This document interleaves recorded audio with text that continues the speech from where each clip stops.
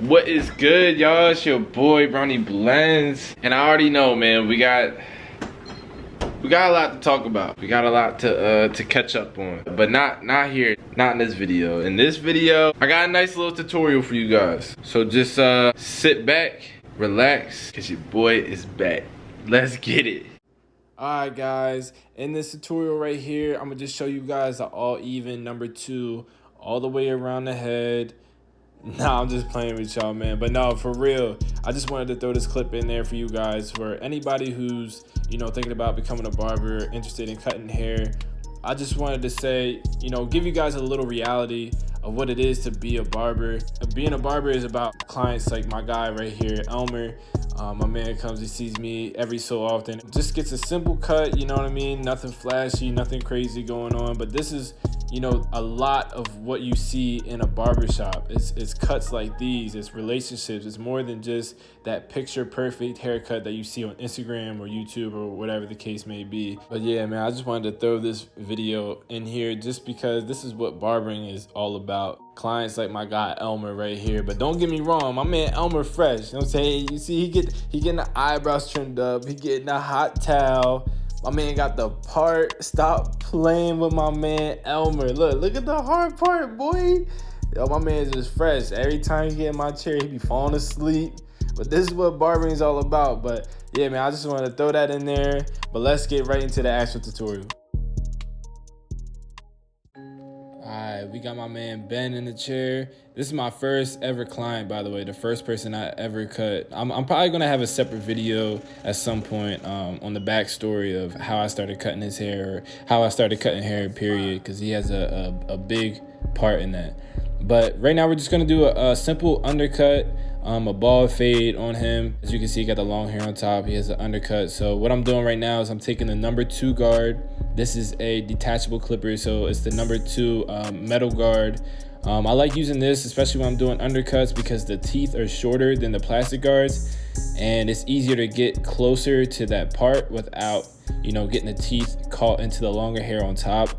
Also, the metal clips just cut everything way faster and way more even without skipping too many hairs. But then we're gonna take our trimmers right here, and we're gonna start with our bald line. So what I do is this is the mid fade, so I'm taking it right around where the corner of the eye is. If you can see, like where I started at the hairline, it matches with the corner of his eye, and then I'm kind of just curving it around. I do drop the fade in the back, but I don't think I would necessarily call this a drop fade. I'm more just doing that to complement his head shape and the parting he already has for his undercut. I just felt like dropping the fade just fit the whole style way better. So what I do with my fades, usually it just depends on the shape of my client's head, the style of cut he's getting, and yeah, so that'll determine if I'm dropping the fade or how much I'm dropping the fade.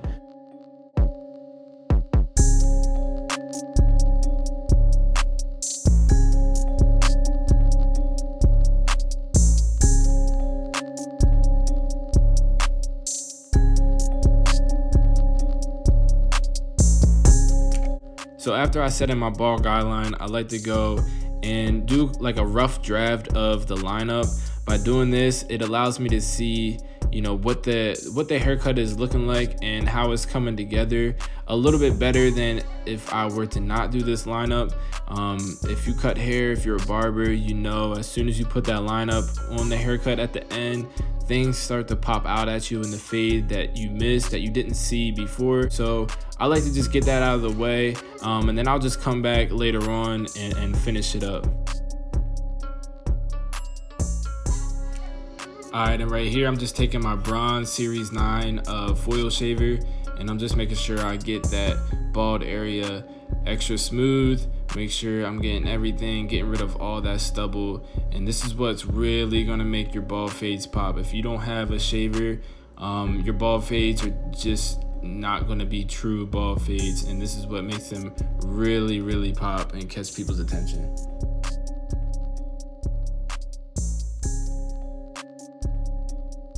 Alright, and right here I'm taking my wall magic clips and I put the 1.5 guard on there, and this guard is actually made by Babyliss.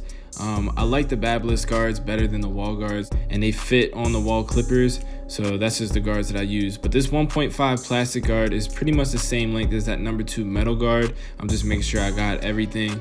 And then right here, I'm taking no guard with my lever all the way open, and I'm going up, I would say about 1 inch, or maybe a little bit more. I'm trying to spread this fade out because we have a lot of room to work with, and we're only blending into a number 2. So I don't want to make the fade too tight. I want to take up as much as that room as possible. So it's going to be a little wider towards the back just because I know my client right here, and his hair definitely gets way more dense in the back of his head. So I stretch out those guidelines a little bit more. And then I'm going to take my half guard, also made by Babyliss, and I'm just going to break up that line. This half guard will fade right into the 1.5 guard. I actually don't ever use a 1 guard. Between that Babyliss 1.5 and the half guard, they fade right into each other. It works for me, so that's just, you know, the way I do my fades. But yeah, I'm just playing with the lever a little bit. I started with it closed, and then I open it up a little bit. Any dark spots that you see, you know, if you're cutting and it's not lightening up to the point where you want it, just close the lever a little bit more, and that's pretty much all I'm doing. As you can see, I'm constantly moving that lever. If where I have it isn't working for me, like I said, I close it a little bit more. And if I'm not sure about an area, I start with the lever open just to be cautious, and then I see that it's not really cutting, so I'll close the lever a little bit. And that's just all I do right here. And as you can see, that line is just fading away.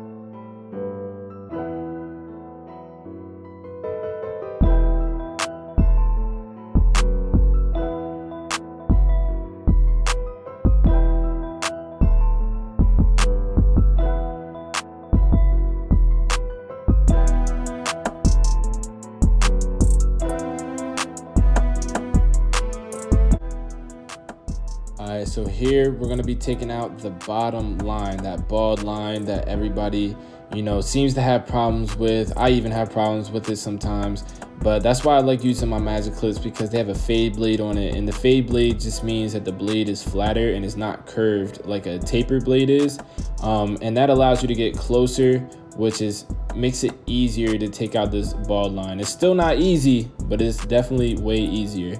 So I'm just doing the same thing here as I did on the last step. I'm just starting with the lever closed, and I'm using a lot of my corners of my blade. Since the fade is curved, you can't use the full blade of your clipper because your clipper is straight. So if you're using the full blade, you're gonna mess up the shape of your fade. You wanna keep it curved, which means you gotta use your corners. That's the only way you're gonna keep it curved. You just open up your clipper a little bit as you're going up, and slowly that line will start to come out. And it's the same thing. If you need a spot to be lighter, if there's dark spots, that just means you gotta close your clipper a little bit. As long as you're using your corners, you won't push that line up. And then here I switch over to my Andes Masters with the half guard. I like using these because the half guard for the Andes clippers is way skinnier, and it's able to really get really detailed in these fades. As you can see, I'm just using my corners, and it can really get in there in those small little dark spots and break them up a lot better than the Babyliss guards can. And then right here, I had a faint line that was made by my foil shaver. And if you ever have a line from your foil shaver, just go back with your trimmer and knock that line out. And if it still doesn't come out, you need to go back to your foil shaver and try to flick at that line softly. Try not to push the fade up, or you can come down with the grain with your shaver. And then here I'm just detailing this side the same as I did the other side with my Andes Masters. As you can see, there's more dark spots. My man's here, he got dents all in his head, and I'll be telling him about it every time. So we already know, you know, there's gonna be darker spots where those dents are, so you just gotta really get detailed with those corners. And then right here, we're just connecting both sides, connecting it in the back. And you can see that light spot in the middle, that's his occipital bone.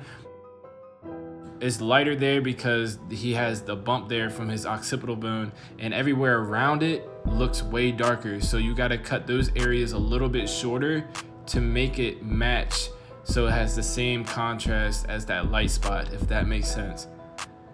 And then we're just connecting both sides and watching it all come together. And then here I got my number 2 guard on my Andes Masters, and I'm just taking his front hairline down against the grain, spraying it down with some hairspray, and this will lock it in place. And then I blow dry it with cool air, and then we'll start the lineup. And I always start my lineups in the middle. That's just the way I like to do them. And then I'll work my way to one side. I usually work to the side that seems to be naturally higher than the other side. That way, you know, I can do that side first, and I can keep it as natural as possible, and then I can match the other side to it.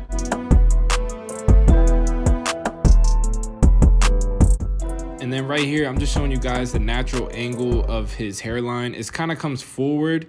When you're looking at the top corner, it's kind of comes angled forward. So we got to get a little cosmetic with this and push that back a little bit, because you don't want those vertical bars angled forward at all. It gives off a really goofy look, and you don't want that. And then here I am adding some enhancements. And when I add enhancements, I do use, you know, the dye, and then I'll come back with hair fibers over top of it, just because if I'm going to use enhancements, I'm going to go, you know, all out and make it look, you know, the best that I can. So I'll just use both. I mean, I think 2 is better than 1 in this case. And then we're gonna spray that down with hairspray to lock in those fibers and blow dry it with cool air again. And then I'll go in here with the pencil. I'm using a white pencil just because my client is light skinned, so the tan pencil won't really show on him.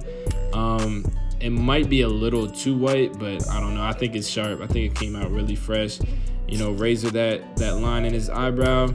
And then there you have it, man. That's the final product. I hope you guys enjoyed this video, man. This is my first, you know, official tutorial. I hope you guys liked it. It's your boy Brownie Blends, and I'm out. Make sure you subscribe, make sure you like, and make sure you comment. I'll be coming out with some more videos soon. Peace.